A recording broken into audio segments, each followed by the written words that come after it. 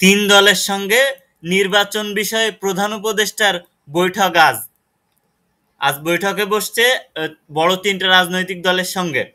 তিনটি রাজনৈতিক দলের সঙ্গে আজ বৈঠক করবেন প্রধান উপদেষ্টা ডক্টর মোহাম্মদ ইউনূস।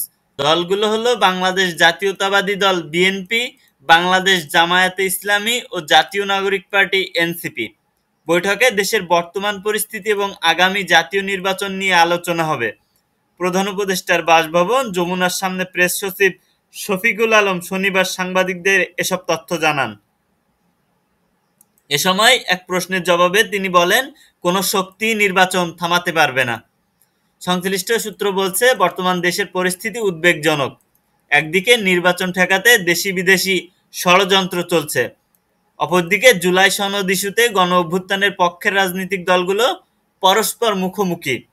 এ অবস্থায় রাজনৈতিক দলগুলোর সঙ্গে বৈঠক করবেন প্রধান উপদেষ্টা। শফিকুল আলম বলেন, দেশের বর্তমান পরিস্থিতি ও জাতীয় নির্বাচন নিয়ে তিনটি রাজনৈতিক দলের সঙ্গে রোববার মানে আজ বৈঠক করবেন প্রধান উপদেষ্টা। দলগুলো হলো বিএনপি, জামায়াত ও এনসিপি। তাদের সঙ্গে আলাদা বৈঠক হবে।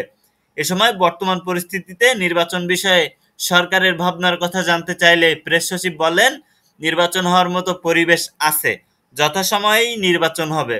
আমরা শক্তভাবে বলছি, রোজার আগে ফেব্রুয়ারির প্রথমার্ধে নির্বাচন অনুষ্ঠিত হবে। কোনো শক্তি নির্বাচন থামাতে পারবে না। তাহলে তিনটা যে দলের সঙ্গে বৈঠক হবে সেটা হচ্ছে আলাদা আলাদাভাবে হবে।